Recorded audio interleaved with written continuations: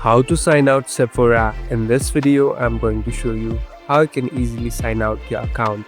First of all, go to the website name sephora.com.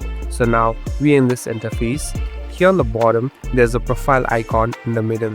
Simply tap on this profile icon. Now slowly scroll down. Scroll down to the bottom part. Here on the left bottom, there's an option called Sign Out. Now simply tap on Sign Out.